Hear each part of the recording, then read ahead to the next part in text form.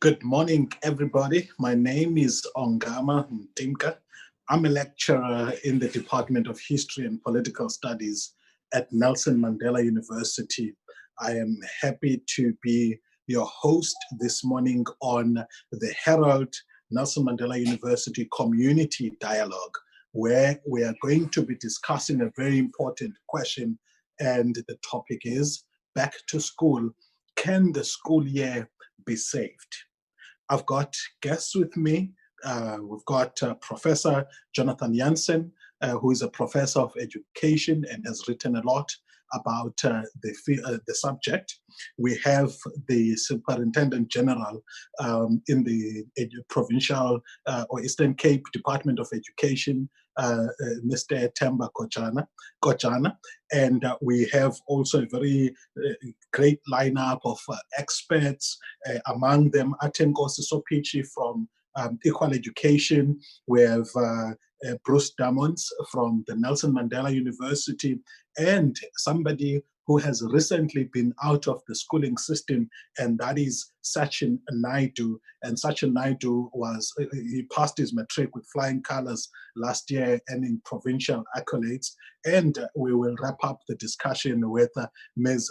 Siposetu Sandi, who is at the Center for the Advancement of Democracy and Non-Racialism at the Nelson Mandela University. But for now, please stay tuned as we welcome Rochelle de Kock to give us an official welcome. And Rochelle de Kock is the editor-in-chief of the Herald.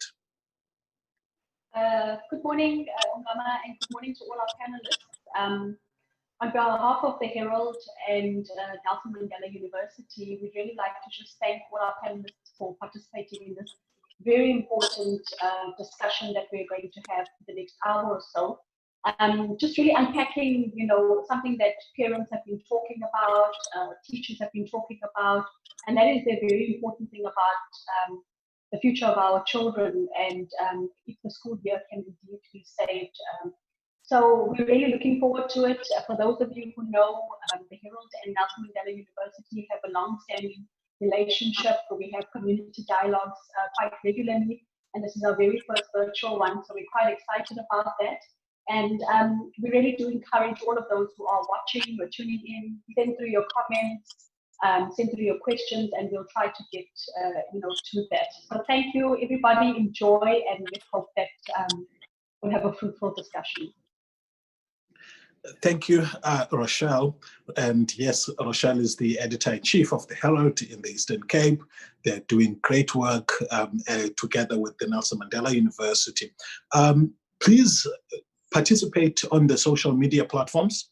You can comment on the chat room, and I'll give you the link. It's http://www.quicklink.co.za/dialogue-1. So please keep your comments coming there. There's a lot of comments that our panelists are going to be responding to already. But to kick off the conversation, Prof. Jonathan Jansen has written a 7-point plan or discussion in which he advises a number of things, and that was before the announcement of the resumption of schooling for the year. And he makes some bold calls there that we should stop the academic year, and proposes a 7-point plan in which we can actually engage, and catch up for this lost time during the year. We have him today in the virtual call. Over to you, Prof. Please engage us on your ideas.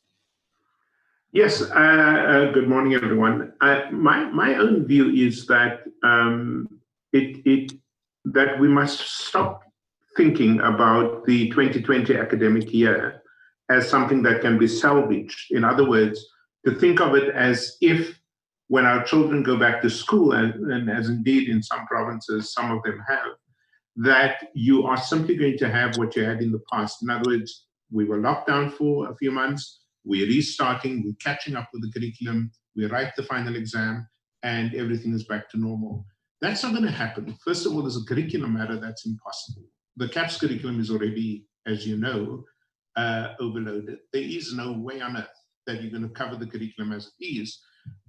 Even more difficult, I think, will be to cover it in a trimmed down form, the way my colleagues talk about this in the National Department of Education. And so for me, just as an organizational matter, it is impossible to catch up with the curriculum. And my argument early on was, given the uncertainties around coronavirus, it is much better to take the stress off the kids, to take the stress off the teachers, and to say, how do we begin to think about 2021, you know, in terms of some hybrid form of curriculum. And in that way, we can think about the rest of this school year in much more relaxed terms and plan accordingly. It turns out that those initial arguments are standing up right now because of this incredibly chaotic mismanagement of the reopening of the schools, even within one province, okay, with 3-4 different contradictory messages. But we have a very incompetent government when it comes to managing this reopening, as we've seen in other spheres of the society and the economy. And that makes it even worse, okay? So, yeah, I wish I was wrong, I really do. I'm a teacher by profession, I still teach, albeit now in university. And I do that because I love it, not because I have to.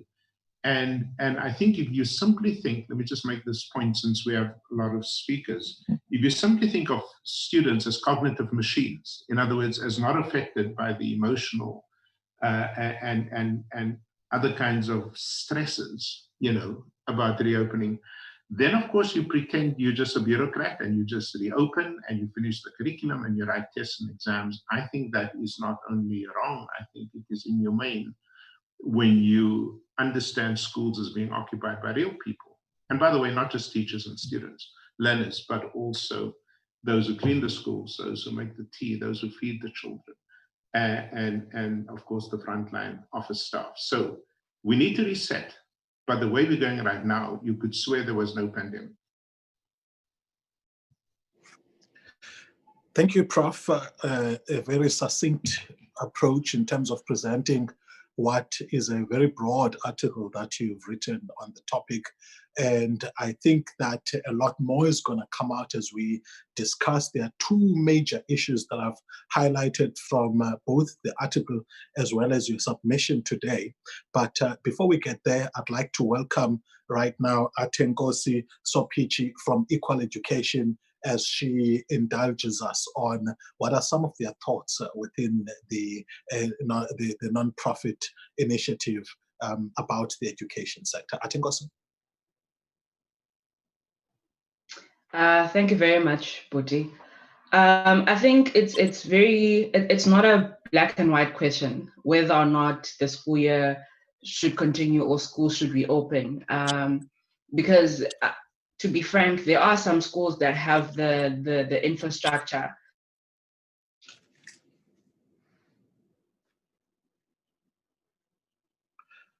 Okay, we seem to be battling with Atengosi there. You there? You still there, Siswam? Well, in the meantime, let's take Bruce Damons. We'll come back with Atengosi and their view at Equal Education. Bruce, may you please take the platform?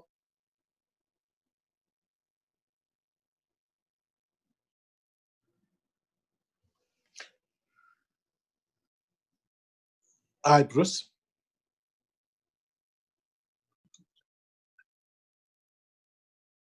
Thanks. Apologies for that.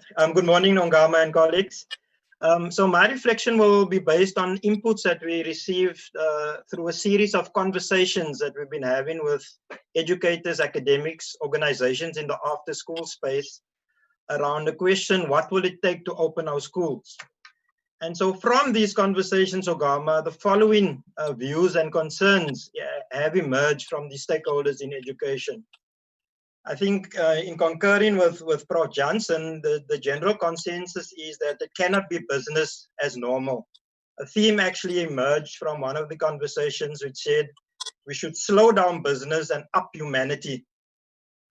Colleagues were also extremely mindful of how the social inequalities were magnified by COVID-19 and the direct impact these will have on our schools and our communities.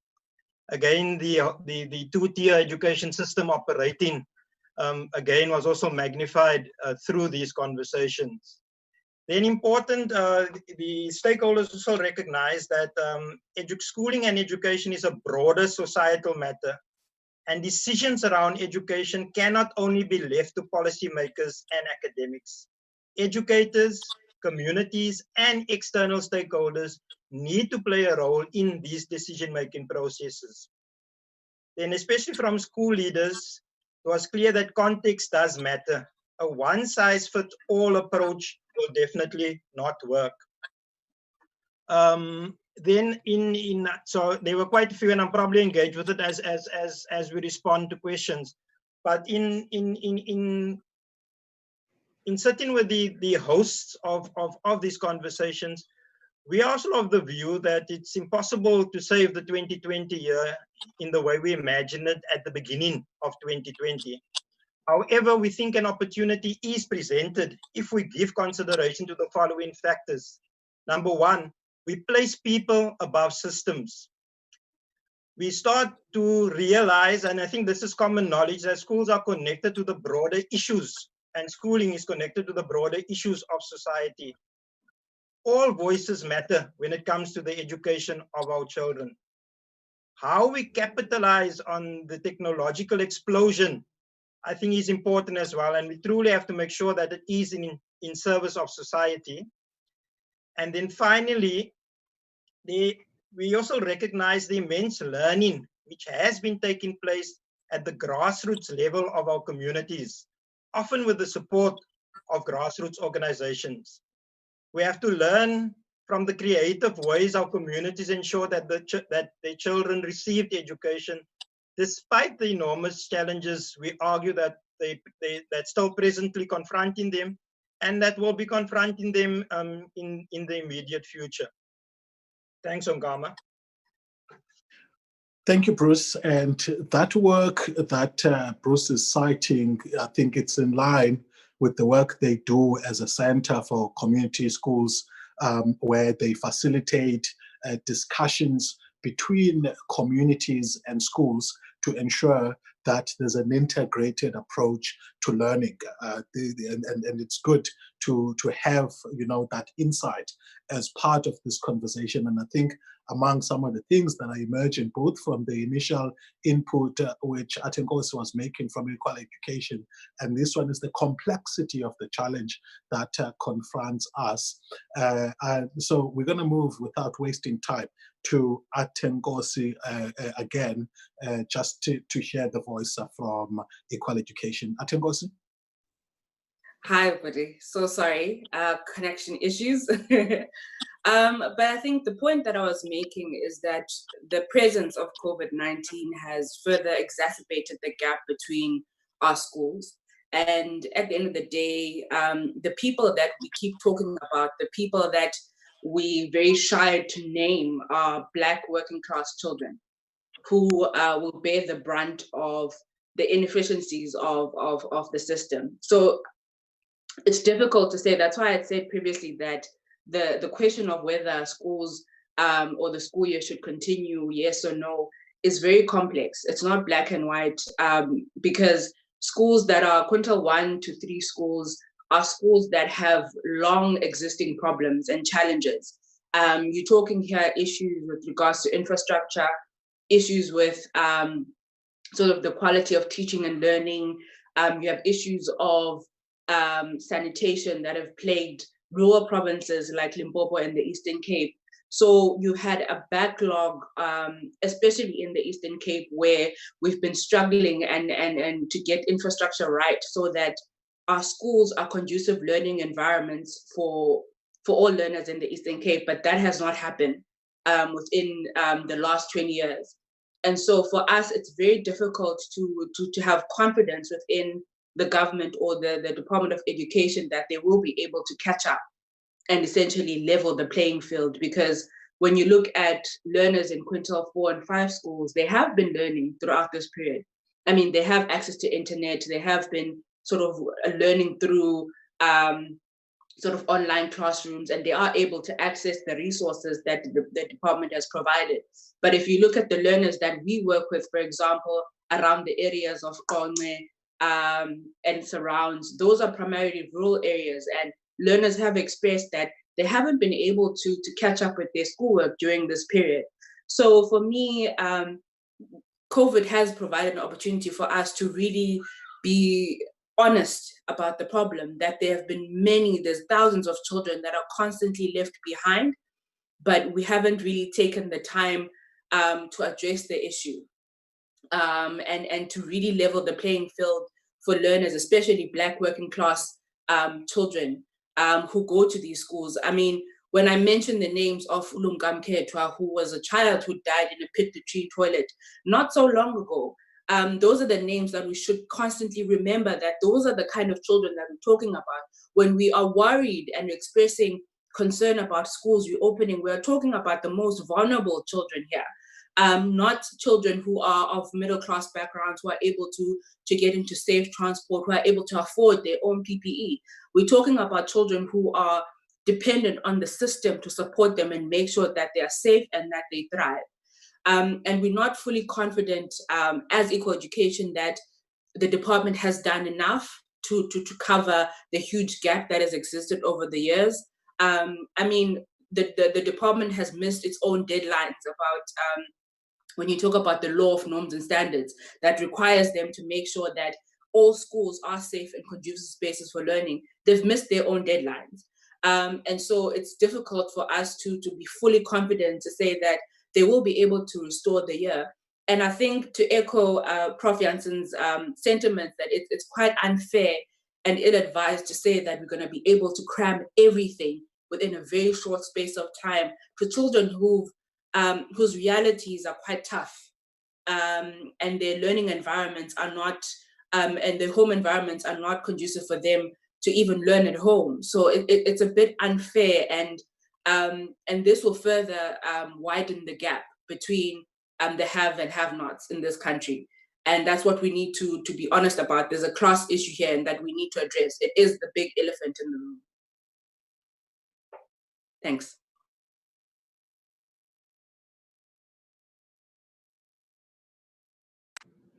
Thank you, Ati. What we're going to do now, we've heard from the experts, and we want to get a voice from a person who has recently been through the education system, the schooling system, with a view to getting a lot more in principle. I think in the same principle that the Center for Community Schools is advancing. So at this time, I'd like to welcome Sachin Naidu, who was who's a learner representative and was the Herald Matric of the Year Award winner in 2018. Over to you, Sachin. Hello, thank you, Ongama, and hello, everybody. Yeah, it's quite a strange one. I think lockdown has really opened my eyes to a lot of things. And no, considering school, I just came out of school last year, finished my matric, and I also have a brother who's in grade 11. So I've been able to see from all levels how this has been affected, and speaking to a lot of my friends, some friends from last year that are in matric now as well. I think it's quite a strange problem. I mean, I think the general consensus amongst us is that we want to go back. We want to we want to be in the classroom again. But then again, when I think about it, and when I thought about this before preparing, I thought perhaps what we want is really just to go back to normalcy, and that's really not possible. So in saying that children want to go back, children want to be in school again, it's really they want to be back to what is normal. And what is normal is perhaps not possible for this year. So that's quite a big issue. And I like what Bruce said, that schools deal with the bigger issues. So when you go to school, you don't just go to learn, you're going to school to develop into a mature individual. And in doing this, we have to realize that school is more than just cramming work in and trying to remember so much stuff.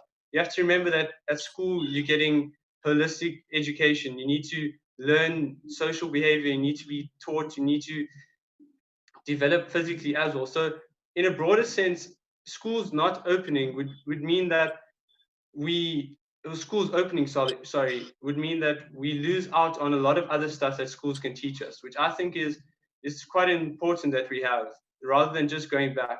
You know, you wouldn't be able to go back to what is normal. We're not going to go back, even if schools did reopen, to what we would have had. And that is a problem for me. In terms of the curriculum, I think back to my matric year last year, it was a lot of work. And I think people fail to realize, especially in matric, there is a lot of new work every single year. And something that I've been dwelling on a lot and that I've been able to take from doing online university now is a very distinct difference between learning a new concept and learning to remember. So last year, I enjoyed learning at home. I enjoyed sitting at home and just getting into my books. Bit of a academic, so I just enjoyed getting into it and working through the stuff on my own. But I realized that when you're working through new work, when you have to try and teach yourself a new concept by yourself, it is exceptionally difficult. And that's where teachers really come in. So it's all good and well saying, well, students study at home anyway. They practice at home. They're always studying for exams at home. It's okay. They can learn at home and they can come back and be fine. But really, we see that this perhaps isn't the thing, because you're learning new work, and those abstract concepts are very hard to grasp when you're not in a classroom environment, when you're not having someone to take you through it. If you're struggling with a particular section, then you don't have someone to help you through that right by you. So I think that's the main point. And like I said, I'm here to represent the learners, and I think I can give quite a nice view on how we feel in things and the anxieties we feel and what we would like. Thank you. Thank you, Sachin. If you've just joined us, that was Sachin Naidu representing learners in this Herald Nelson Mandela University Community Dialogue. We are discussing the question, back to school, can the year be saved? And I'm your host, Ongama Mtimka from Nelson Mandela University. So we've had inputs currently from various experts mining through some of the complexities that we are grappling with respect to this topic.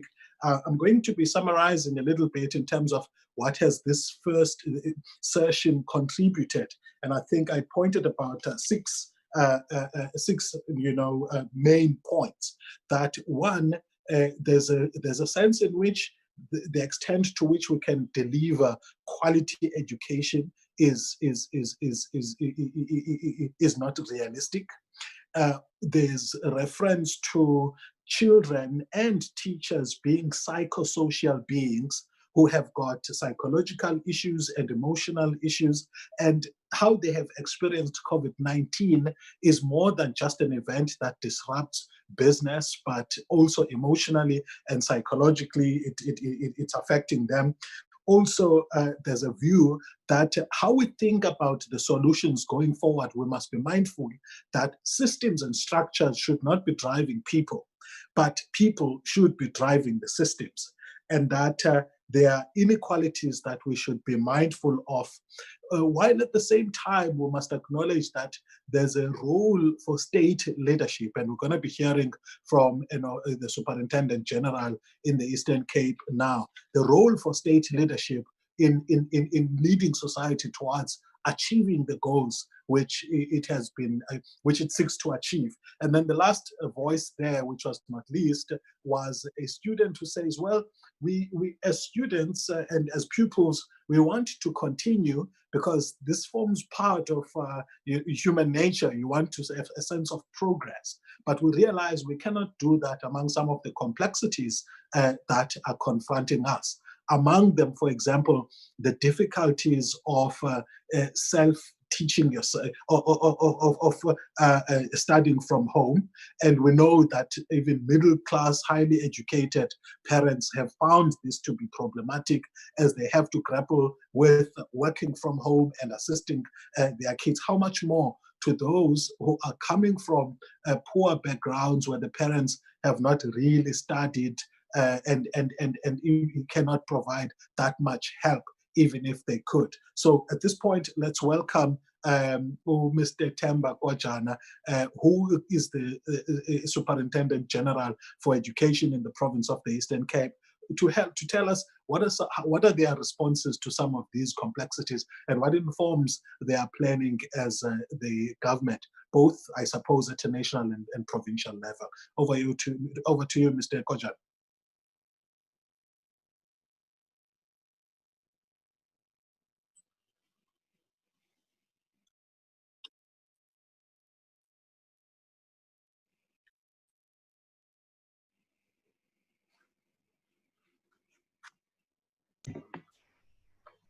Am I fine now? Okay. No, thank you very much, Ongama, for this opportunity for inviting us to participate in this topic, which is really mind-boggling. Nobody knew about COVID, and we don't know how long it will last. But the reality is that we must all come to the fore and become united on how do we deal with this complex environment that we are finding ourselves in. And I think I'm taking the numerous advices. I don't take them as comments or as deep questions. To me, it's more about advices on how do you navigate through this environment. As the president of the country indicated, that you need to strike a balance between life and livelihood. And how do you do that?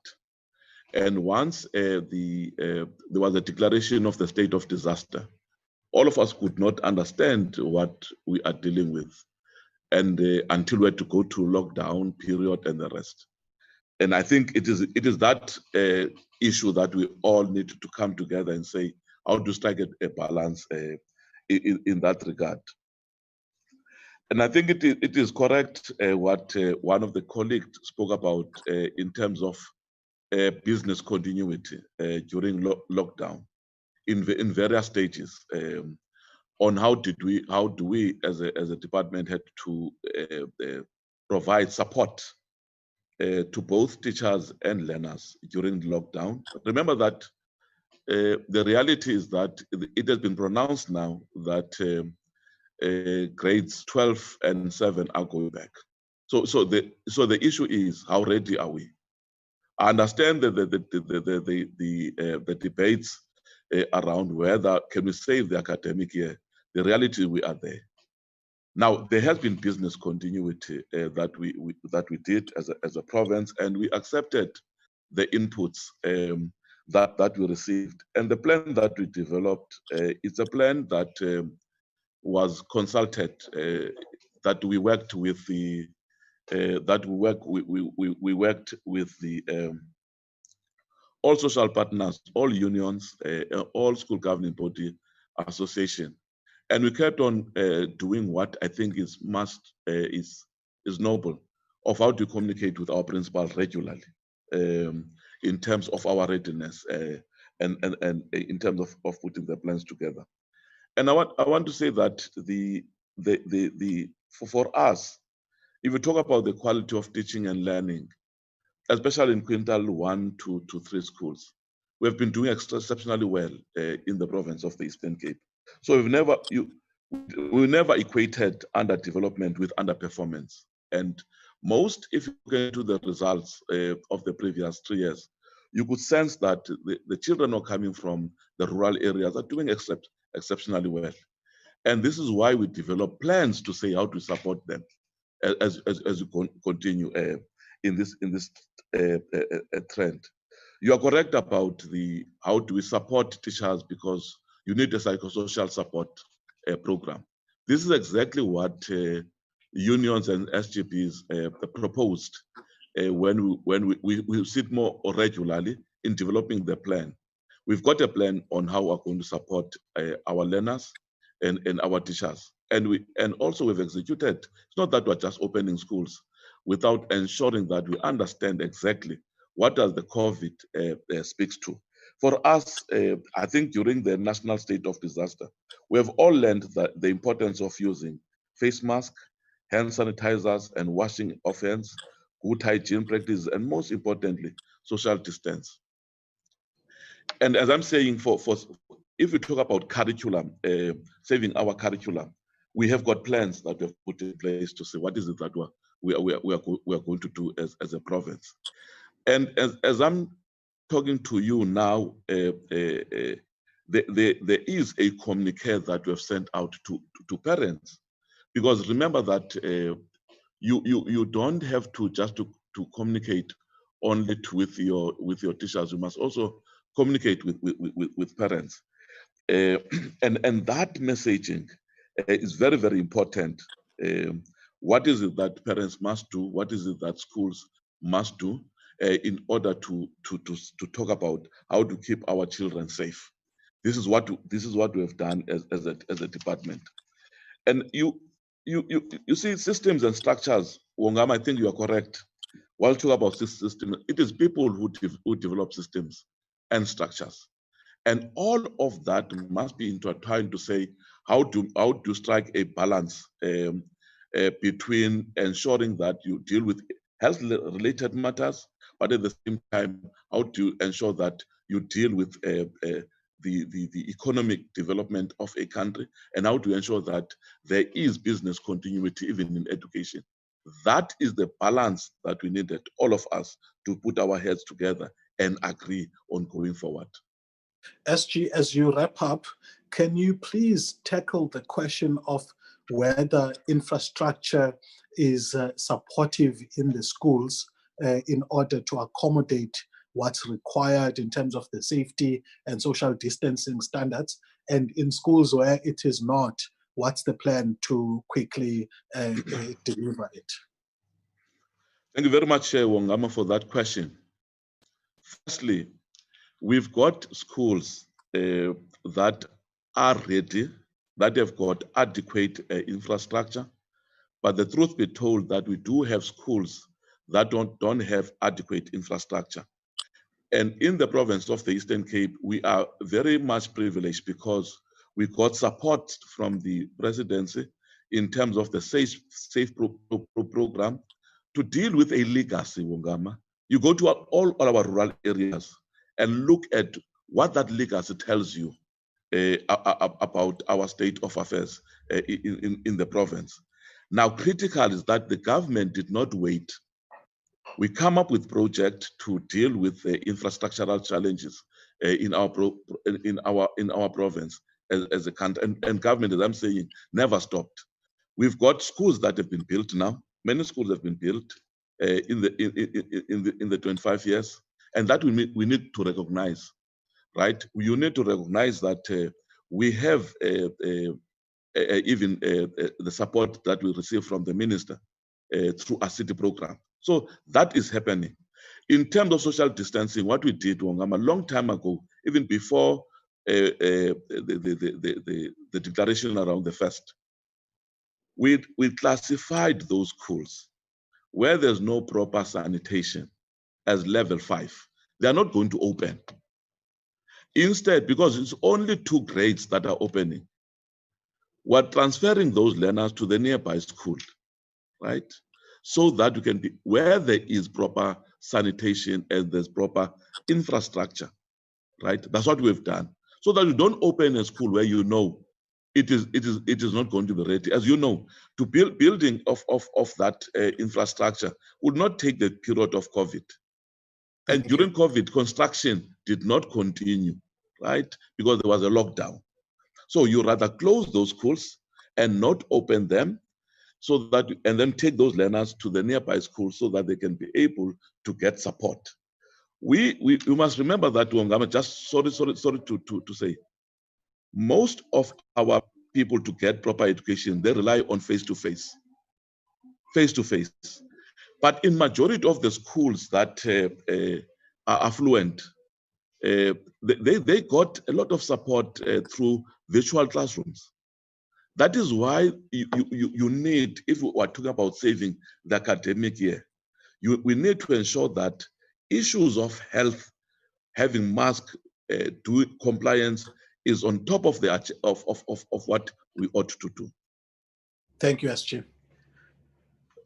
We move along now. That was the SG of the Provincial Department of Education, Mr. Temba Kotjana. We move along with the discussion now back to our experts, but I want to take some of your questions on the social media platforms as well as the live chat option on the web page. So please keep those comments tickling in.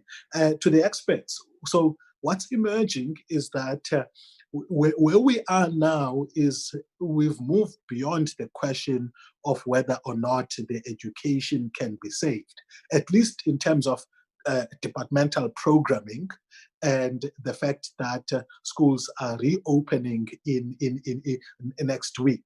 That doesn't say, though, that there's suddenly belief that quality will be provided. So the quality question will remain. And in fact, one of the comments on our live chat is from Eugene on the Herald live chat, who says, with the uncertainty of when the country will return to normality, other avenues must be explored. Basic education must hold discussions with higher learning on methods they introduced to complete required work. Secondly, the option of completing the school year in 2021 must be explored and be seen as a realistic solution, protect our future and our children. So what you find from this is a merging of the two ideas. The one idea was saying, scrap the year because you can't deliver quality.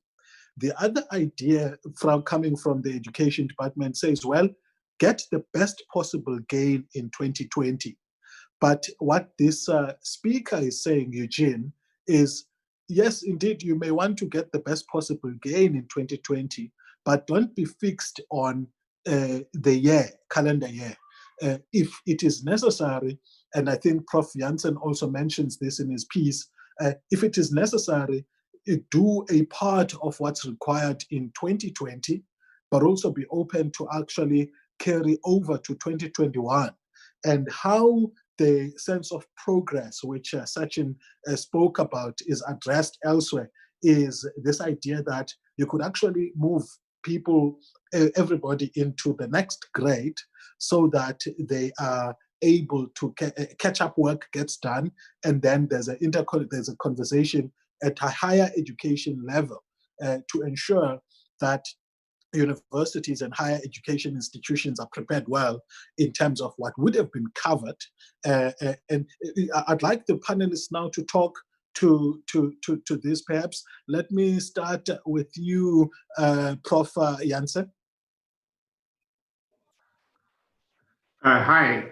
Yes. Look, I think there's two things we need to sort of keep before us at the same time. The one is the, as Atankosi correctly put it, the reality on the ground, and then the other thing is what government thinks and pretends very often should happen. Now, I have no doubt that SG Koyana is a good man and that he really desires the best for his province. But I have visited thousands of schools in this country and many of them in the Eastern Cape. And there's the reality that if you couldn't fix split latrine toilets, to this day, by the way, to this day, that's not legacy only, that is mismanagement, okay, of a provincial education authorities. If you can't fix decent toilets, how the hell are you going to get the PPE to every teacher, in a province that has a very, very unequal history in terms of the former Bantustans and the privileges in the big cities like PE and so on? How are you going to fix that? If you can't even do pit latrines, don't talk to me about sanitizers. Don't talk to me about, temperature checks. Don't talk to me about that, because it's dangerous for our children and for our teachers. And so for me, this is the honesty we need right now in this discussion, because it is true. The gap in learning outcomes already existed before the pandemic. I guarantee you it's going to get worse because of the pandemic, okay? I don't worry about grey high school in your province. I really don't worry about, the fancy schools around East London. I don't worry about them. I worry about the fact that we are failing generation after generation of children, and the pandemic is not managed in such a way that we can mitigate some of the worst effects of this. I have no doubt that this very smart student, Mr. Naidu, probably didn't go to a township school. He probably went to a very good school. He's articulate. He's going to have a great career. I'm happy for him. But he doesn't represent the majority of our children, okay? And that's the reality we must fix. So I must tell you, I stress a lot, you know, because I work in fancy schools, yes, for 10% of my time, but 90% of my time I work in Manenberg, Khayelitsha, Amanzimtoti and Umlazi. And I can tell you right now, there is a massive blow that's going to come to learning outcomes. What does that mean? Prof, just sorry to interject. A quick question on what you think must be done between salvaging and trying to do the best possible gain or make the best possible progress in 2020, and coupling that with your proposal to then catch up in 2021? Or are you still of the view that this year must be forgotten completely and we resume in 2021? No, even if you just have a week left, you know, you can't forget it in an educational sense. But I'll tell you what I've said from the start of this crisis. Pass every student, take the pressure off the system. Get every student and pass them automatically. We actually have policy that allows for that. It's called automatic promotion, which we do when a kid fails more than once in a phase. So pass all of these kids to next year, with the exception of grade 12, because that's a bit more complicated in terms of university entry and entering the world of work. But that can be fixed, okay? There's no reason, for example, why we can't do the matric exam in January or February. There is no reason why you can't negotiate with the 26 public universities and say, we're going to have a bridging curriculum in the first 3 months, depending on the degree for which the student studies. So if it's medicine or economics or teacher education, that can be done. I mean, this is planning. This is what our people in the 9 departments are supposed to know or draw expertise on, you know. So the matric year we can salvage, but with a different gap. But when I hear people in politics saying, you know, it takes 18 months to reset the matric exam, first of all, that's a lie. We have in provinces like Mpumalanga and Limpopo, where a matric exam leaks, we fix it with a sub, you know, within 2 weeks. So this is nonsense, okay? Refix this year, but you have to understand that the children are coming back traumatized. In fact, Shabir Mahdi from WITS, one of our most prominent epidemiologists, he says for the first 2 weeks, you shouldn't even be teaching. You should just be taking care of those children, okay? And it's that thinking that, Ongama, I'm not hearing, okay? And I think we need to start being honest with ourselves as South Africans, as citizens, okay? Are we going to pretend again, okay, that everything is fine? Or are we going to use the pandemic to address these deep fissures, fault lines in our society? If we don't, we're in bigger trouble. Thank you, Prof. I'm going to bring in Bruce Damons at the stage, but I'd like you, Mr. Kojana, to think about this. One of your teachers commenting via Facebook says that we are going to go back to school because we signed the contracts, but the department is sending us to our deaths because I'm paraphrasing now, we are actually not ready.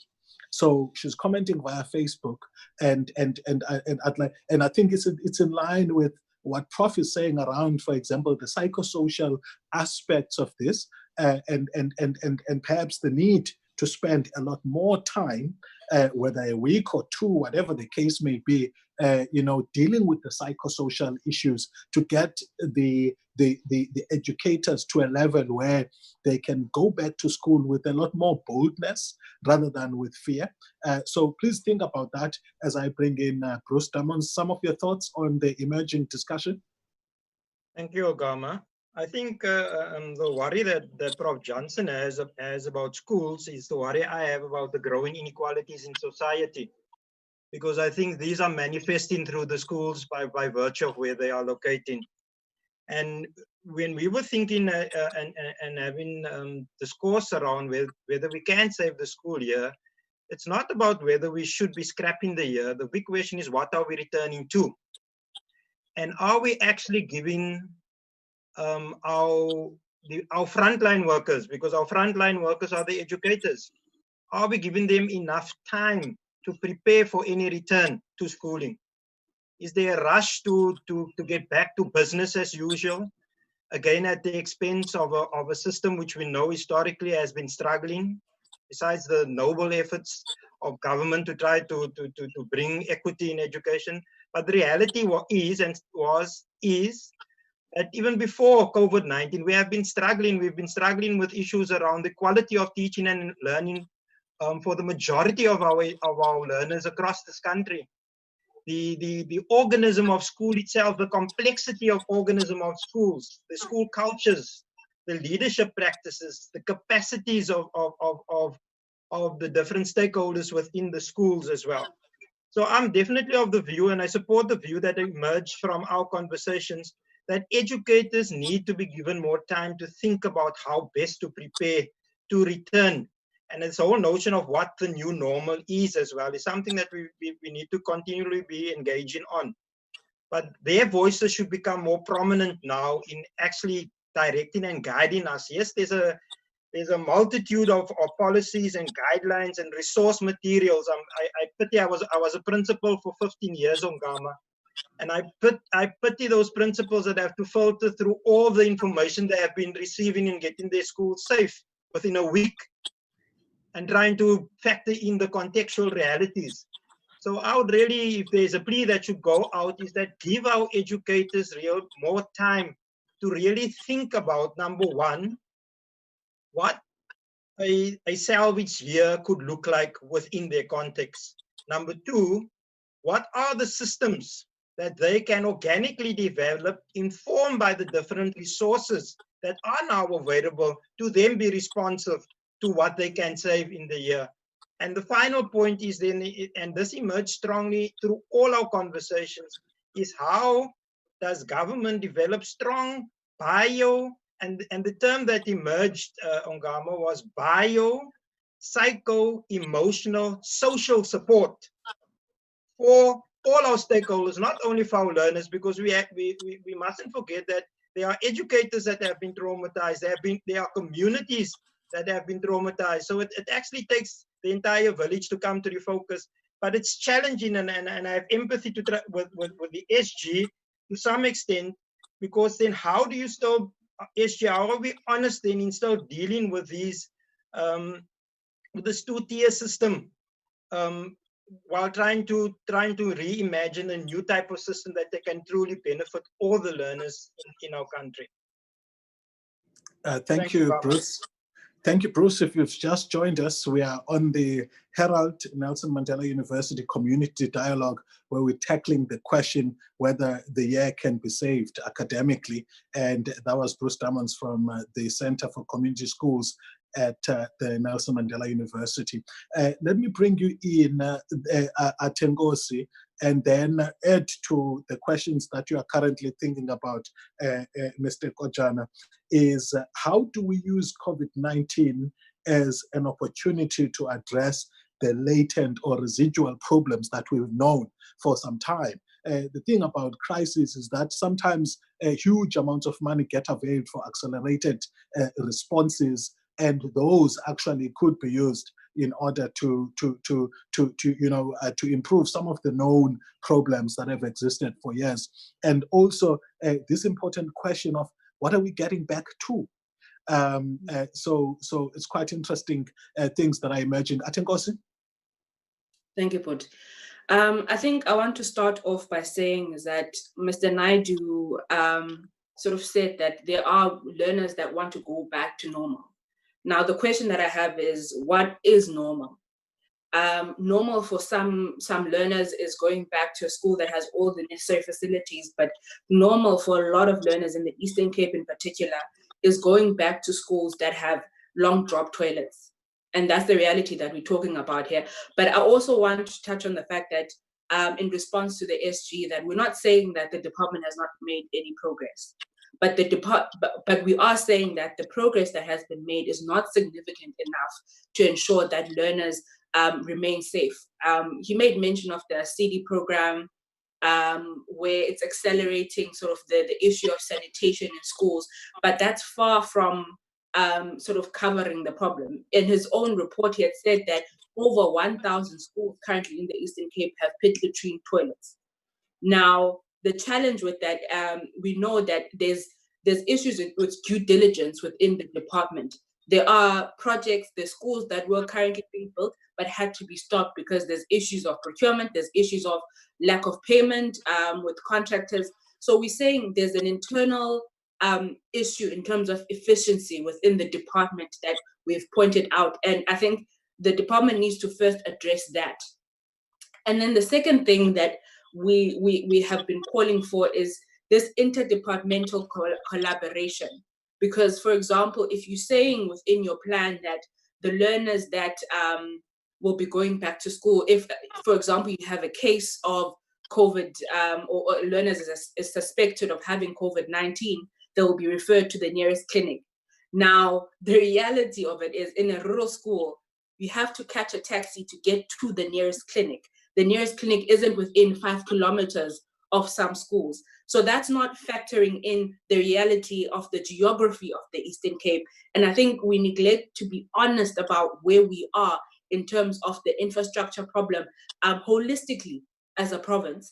And what we need to be honest about is that all these departments that contribute towards building more conducive environments for learners need to come into the conversation, right? So if you're saying, for example, the Department of Water, we have tanks, we have schools that had tanks in the Eastern Cape that hadn't had water. So a tank was just put there, but no water supply was there consistently for some of the schools.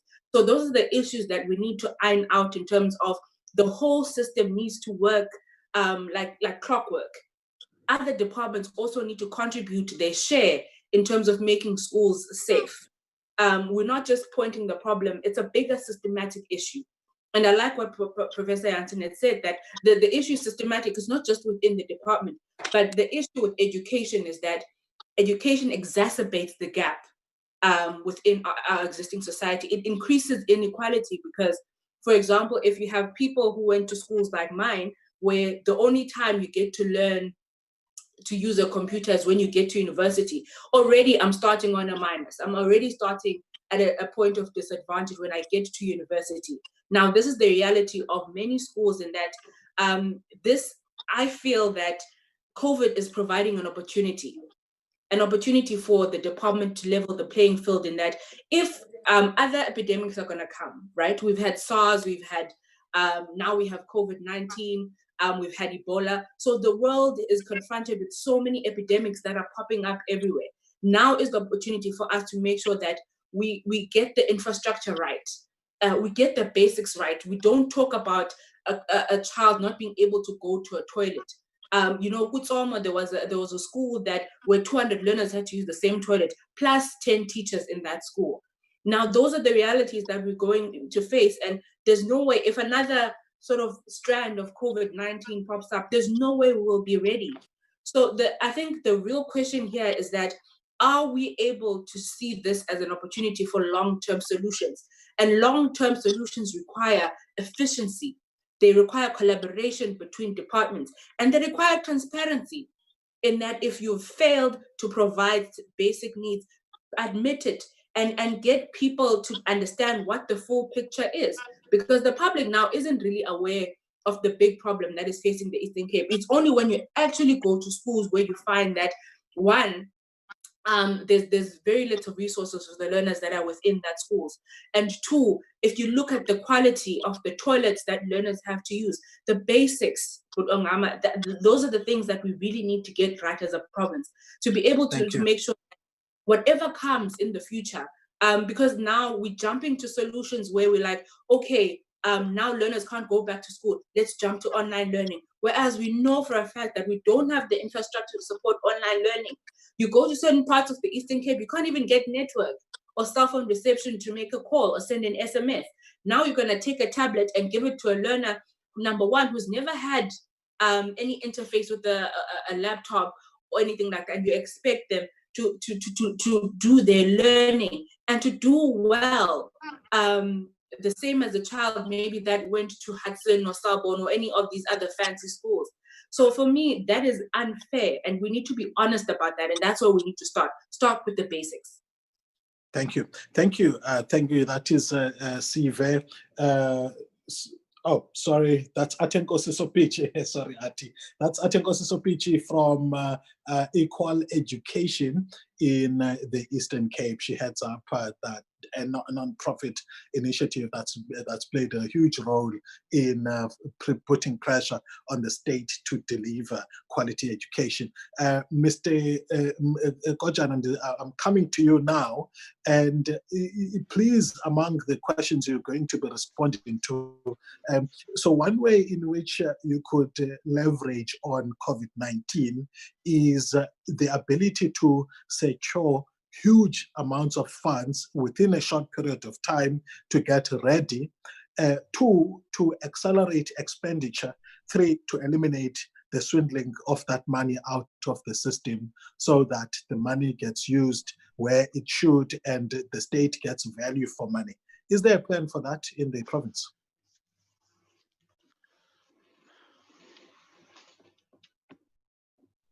Mr. Kojan? Can you hear me now? Can you hear me now? Yes. Okay, no, thank you very much, Ongama, again. I think Eugene's question has really ignited something that we had to do as a department. Whether are there no other avenues in terms of looking into a differentiated approach towards curriculum delivery.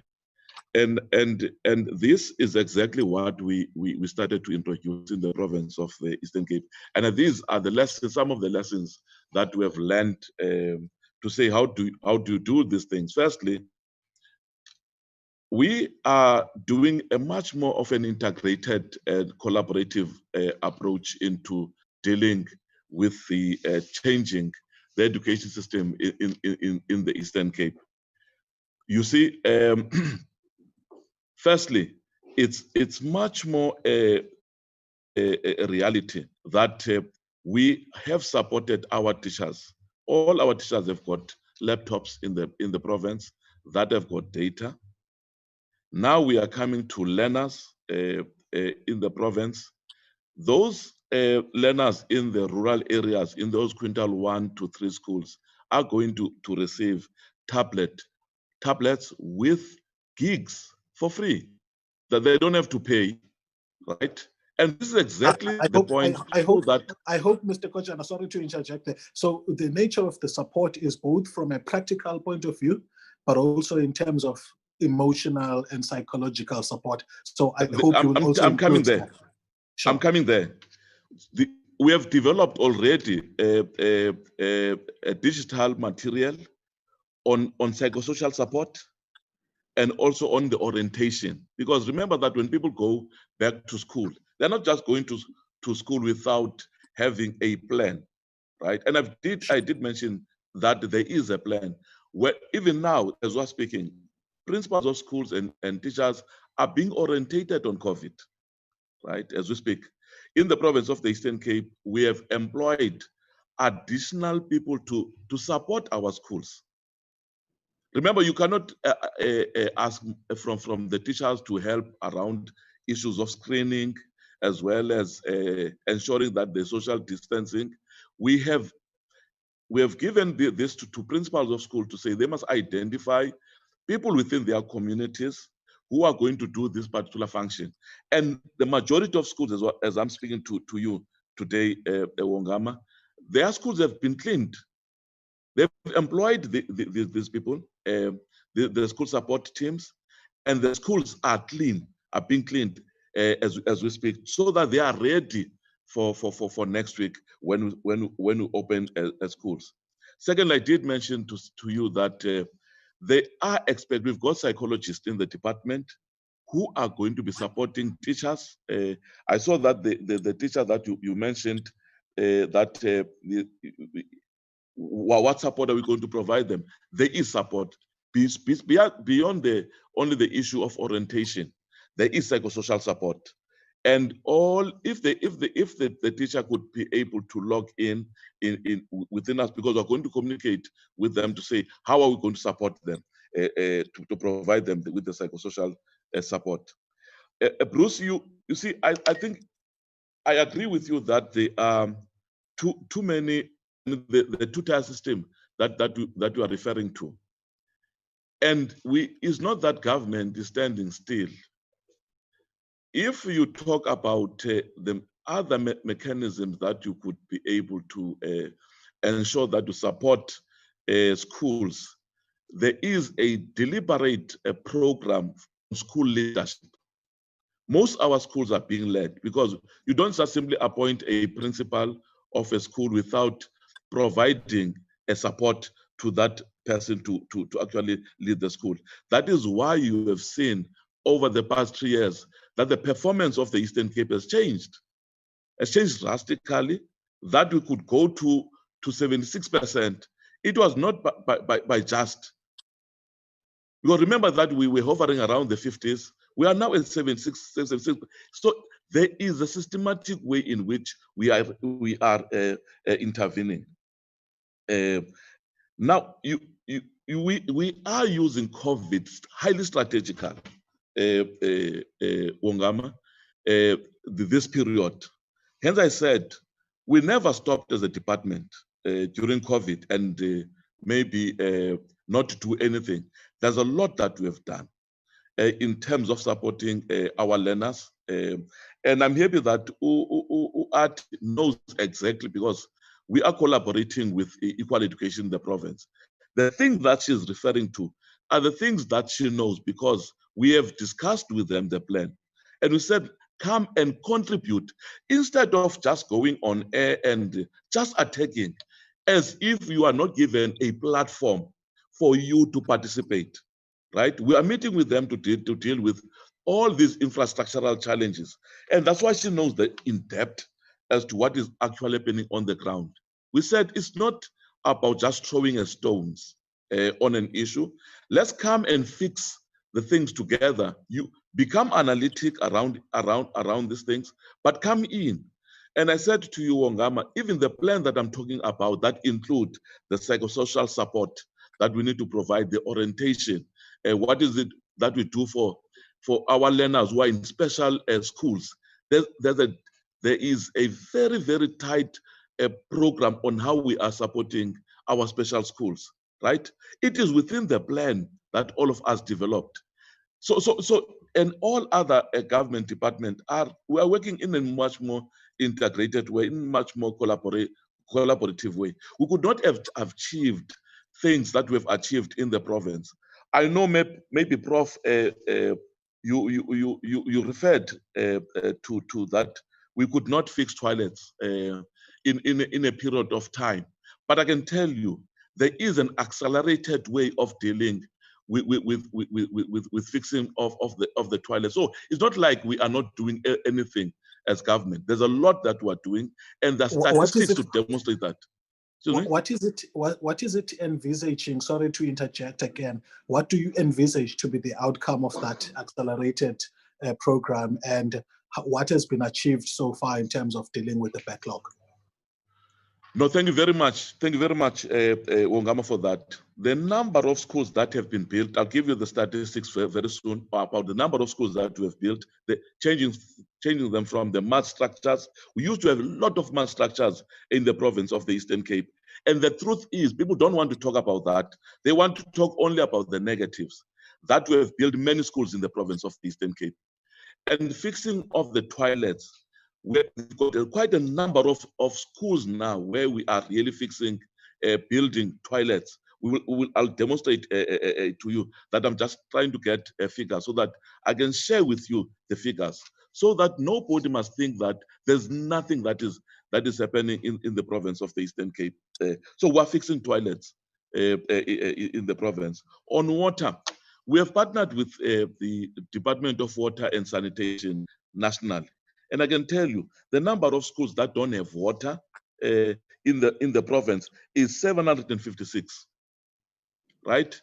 There are 756 schools. As I'm talking to you now, the Department of Water and Sanitation has already delivered 480 of the tanks to those schools, and they're going to be filled with water. It is not a once-off event.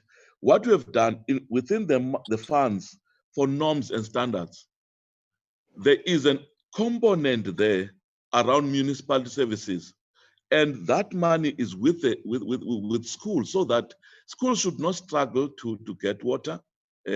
Schools should not struggle to get water. And really, as I'm saying that, our focus is not necessarily to your Hudson Park and others. I've indicated that our focus is on Quintal 1, 2, and 3. And there's a lot of progress visible in terms of the learner outcomes. I said here, the province of the Eastern Cape has made huge changes, such that the performance of the Quintal 1 to 3 schools are doing exceptionally well in the province. So it can't be that we are nowhere. We are not ready. And the question says, why don't you deal with the if you cannot fix toilets, how are you going to deal with the PPEs, right? I don't understand that, because you know that toilets is an infrastructure program. PPE is something that you can source and give to the teachers, and that we have done in terms of, we have got first cohort of providing first to teachers the PPE. That has been done, and now it can't be that there's nothing that we can do as a department. You see, Ongama, it can't be correct. It can't be correct that when there's a visible progress, people must acknowledge at least that there is a visible progress in the province of the Eastern Cape. The province is not where it was. It is not where it was. There is real progress in the Eastern Cape. There's stability in this province, because what our approach has been, how to work with stakeholders to ensure that we get solutions instead of just only seeing problems, right? So I think we're getting somewhere as a province, and I'm saying not all is bright. I accept that, but you need to change the system. You need to ensure that as you do that, you carry the people along. Thank you, sir. So while you continue, and maybe you are finding those statistics, this question of corruption is important, because the Eastern Cape and us people who live here feel very humiliated about the entrenched culture of, and I think people have called it the arrogance of power, the entrenched culture of senior politicians as well as officials feeling entitled to swindle money from the system in ways that actually undermine the very causes that are noble. And we can only imagine how much more, Mr.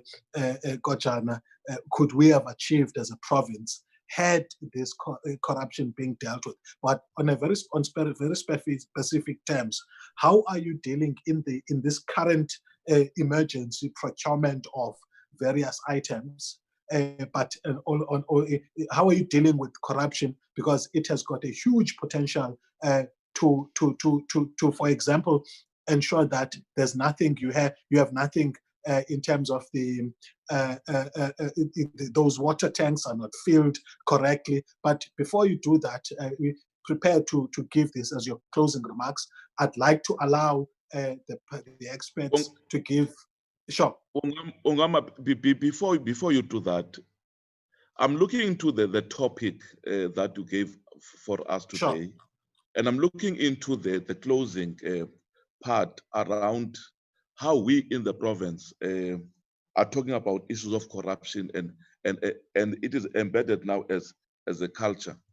What we have done, Ongama, because I think that must be known, we're the only province, Ongama, that has given the SMMEs contracts to deliver the PPEs.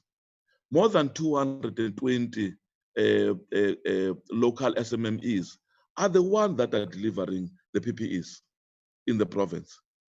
And we are following the supply chain processes, not only there, we've got forensic auditors, because we know once there is something which is as big as this that we need to provide to our people, is something that is going to be subject to scrutiny. So we said it is very important that once you are dealing with supply chain processes, you need to have forensic auditors so that we can be able to provide a credible report on what has transpired. How many SMMEs have we given? Have they delivered? If someone is not delivering properly, certainly we're not going to pay that person. So there's not this one big company that is delivering PPEs across. So that is a strategy that we've employed in the province of the. So I don't want to talk about senior politicians and etc., because that is just a statement which is not supported by evidence. I think we need to be evidence-based when we talk to the public, because it's going to be a narrative, Ongama. We'll be driving a wrong narrative around corruption, senior politician, etc., on how do we deal with it.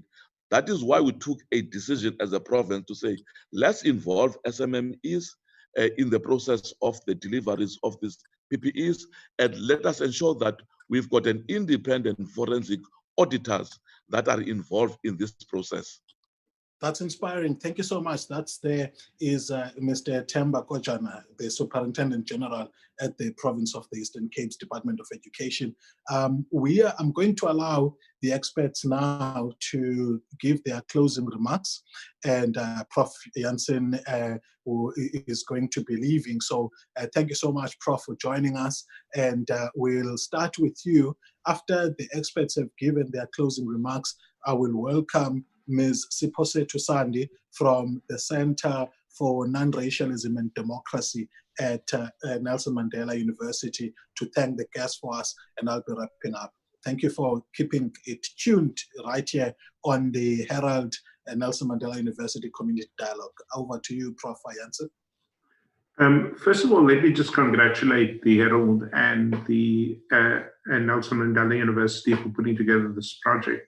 I think it's a very, very important forum for, ordinary South Africans across your province, but across the country, to get a sense of the debates and the issues and so on and so forth. And if we can't, in a democracy, if we can't critique each other, if we can't ask tough questions of our political authorities, then of course we suffer as a society.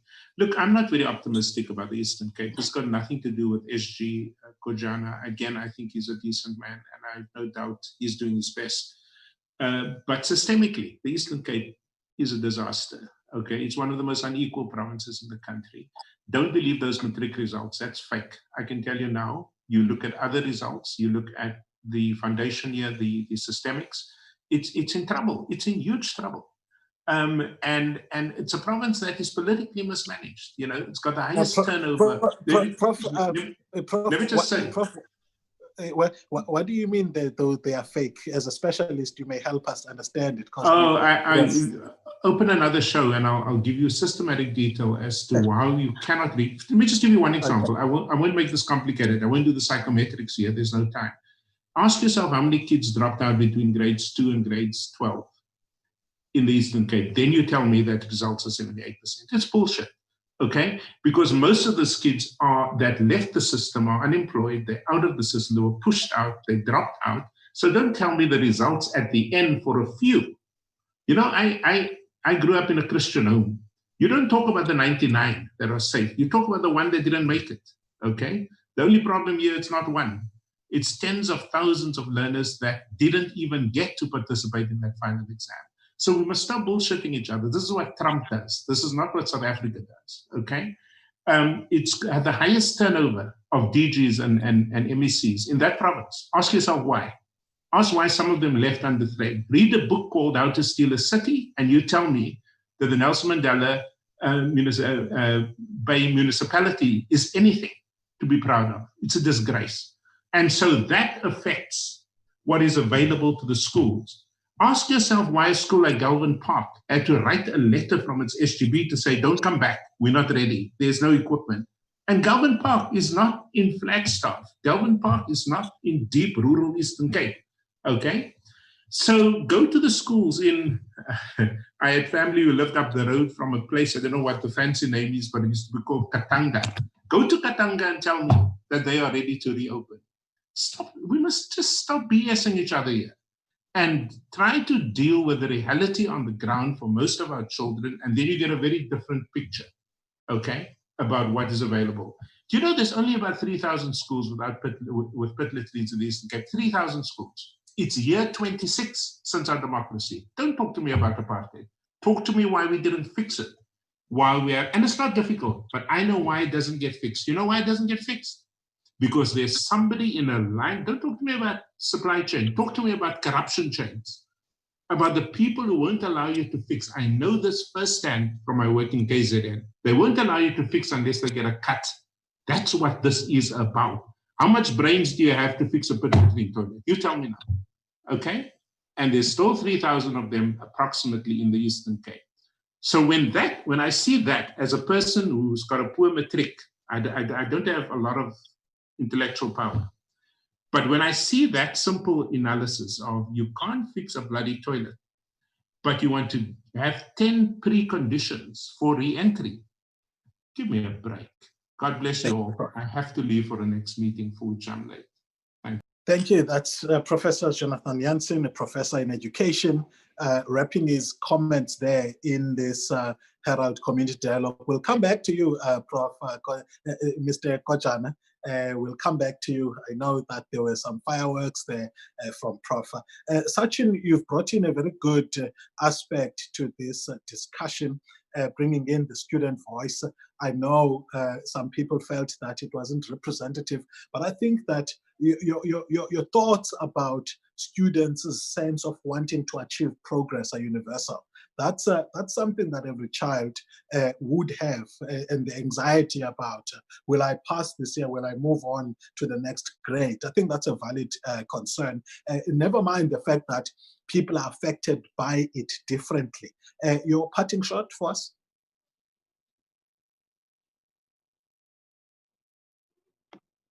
Please unmute your mic. Yeah, okay. I'm back.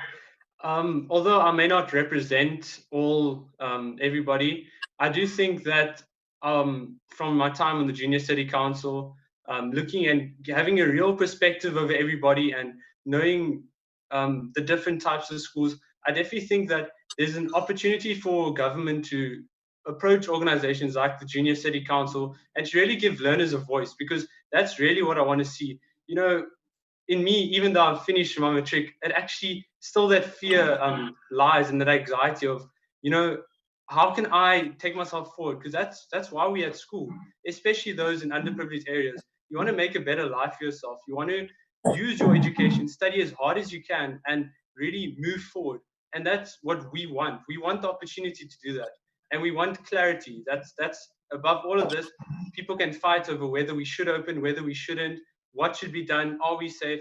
All we want is clarity and to know this is what is expected of you and this is what we need you to do. So I encourage everybody, government especially, to ask the learners, give them a voice, and to really say, what is it that the children want? Because at the end of the day, this is what we're speaking of. And not just those in affluent areas. There are organizations, as I've mentioned, and also just really get to the level of this is what the child wants. This is how they're going to move forward, and this is how they can make their future better. So yeah, I think that clarity at the end of the day is important, and that's really what we want. Above all else, above what we can gain from this, above everything, we want clarity and opportunity to make our lives better. Thank you. Thank you, Sachin, reiterating the need for the voice of pupils to be heard and their concerns for progressing, so that some of them could address the issues, for example, the socioeconomic issues of their families, but in a way that is safe. Thank you, sir. Atengosi. Sorry, I was unmuting myself. I think one of the things that we need to go back to is the reason why the grades that we're talking about are particularly important, and how this year carries a lot of hope for a lot of grade 12 learners hoping to get into university. And the reason why education is so important is that it's the one thing that's able to help a generation and families move sort of drastically, right? We all know about the issues of people who have university education, who are now working, who are able to support their families. Black tax or not, but we've been able to see changes and shifts from the benefit of education in our communities. But what we need to go back to and understand is that you cannot use matric as the hallmark of a good education system, especially in this province. You have thousands, for example, there was a study that said there's thousands of learners in grade 6 who can't even read for meaning. I've dealt with matric learners who cannot read. And for me, those are fundamental things that we've gotten wrong as a province.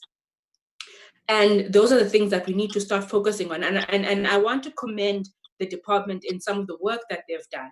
But the reality of it is we need the basics in a lot of our schools have not been done right. And that's the thing that we need to admit, and we need to get leadership is also about admitting where you've had shortfalls. And I think that's what we want to hear from the Department of Education, not just the cherry-picked cases of certain schools that have done well, the schools that they post on Facebook, but we want to be able to have a realistic picture that brings in everyone in our community to say that this is where we are at, and this is why we are behind. And the issue of due diligence is something that Prof. Jansen had brought up numerous times in his last statement. And this is something that Equal Education has reported on when we released our IA's report, to say that there's issues of due diligence that are not being done by the department. You can't give someone money to build a school and not follow up on the standard of that school. Those are things that are fundamental to make sure that you address issues like corruption, you address issues of non-compliance by your implementing agents, by your contractors. Those are basic things that would make the whole system work, so that we can also have faith that the department is going to do what it promises to do. And lastly, I just want to say that, technology is only as good as the person who uses it. And that's one thing I really want us to emphasize, is that you cannot jump towards these global solutions for a province like the Eastern Cape and expect it to work.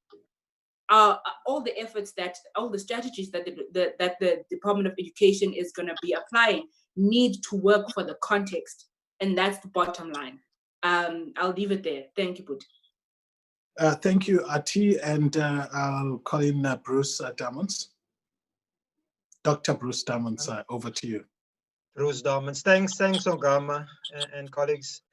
I think my closing statement would be that the reality of our schools are actually the reality of our communities as well.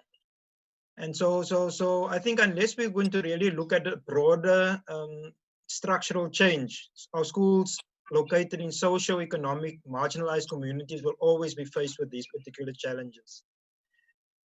Having said that, I'm mindful of Atinkosi and Prof. Johnson's comments. I think take me back.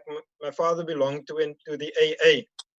And when you were in an AA meeting, before you could speak, you had to first put up your hand and admit that you have a problem. And once you admitted you have the problem, people then rally around you to support you in order to ensure that you navigate. So I think COVID-19 has presented us with this opportunity to say, but we have real deep systemic challenges. It's been further highlighted by COVID-19. And we are presented now with an opportunity to really reimagine what should this alternative look like? What is the alternative? Are we having conversations around the alternative to the present structure of education, which we all know, definitely does not serve the majority of our people? Are we prepared to grapple? I think today was a good sense of grappling from our different perspectives, and you could see the multiple lenses in trying to understand this complexity, and obviously struggle, because these things that we are dealing with are sometimes just beyond the scope of education itself. And just to echo Atinkosi's words, SG, the education it's not about grade 12, it's about the system. And how do we actually develop concrete, responsive mechanisms that can truly ensure that every child can actualize their full potential? but we still have a long way to go. And I think we shouldn't claim that from all the sectors of society that we have managed to actually even touch the essence of what is required to bring about the change that we all truly desire. But I think it's all of our responsibilities to actively engage, grapple, and support the various initiatives to ensure that we can deliver the best to the future of our country. Thank you, sir. I'm coming to you now, Mr. Kojana, with an intention, for you to air your last comments. After that, I'm going to be calling Siposetu Sandi from CANRAD, and I will kind of summarize what the takeaways from the session are in my closing. Thank you. Over to you, Mr. Kojana. No, thank you very much, Ongama. Let me say that the stability that we've seen in the province and the progress that we have made is based on the collaborative approach. Yes, indeed, the Eastern Cape is not where it was. The Eastern Cape is somewhere today. It's because of that collaborative approach. That's why we created even platforms for equal education to meet. I meet with them regularly, and we discuss quite a variety of issues. That's why they've got a depth knowledge of what is happening, because we've not closed our doors. We've opened up our doors, and we are engaging with people meaningfully. I said to you, the plans that I'm talking to you about, how do we manage COVID-19? It's a plan that we have developed with school governing body associations as well as teacher unions not only teacher unions, with all unions in the province of the Eastern Cape. Is because we understand that there are huge challenges that we are faced with. So it is important that you must work with all sectors. So we've opened to say that come and support. Let's progress. All of us, let's progress together moving forward as a province. And now let me say that we refuse to be known as a generation that failed our children. We want to be remembered as a generation who made a difference. If you talk about systematic challenges in whatever grade, there are plans. It's such that I'm at this particular platform now, where you could see the enthusiasm and the zeal and the change in terms of the teaching ethos in our school. There is a fundamental change because of the contributions that people are making for us to move forward as a province. Nice and succinct. Thank you so much, sir. I think the province's collaborative approach and the openness is really appreciated. And now let me welcome Siposetu Sandi from CANRAD. Over to you, Siposetu. Good afternoon, colleagues, and all community members who have joined us today. As I was introduced, my name is Siposetu Sandi.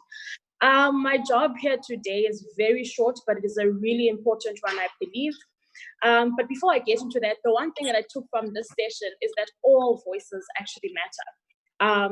So on behalf of the Herald and Nelson Mandela University Community Dialogue, I would like to thank firstly our panelists, which is Professor Jansen, Dr. Bruce Darmans, Sachin Naidu, and Uate Nkosi. And I'd also like to thank our SG, Mr. Temba Kojana, firstly for availing yourselves today, and secondly for the knowledge that you embody and that you've basically brought to this dialogue today, and thus making it such an interesting and insightful debate.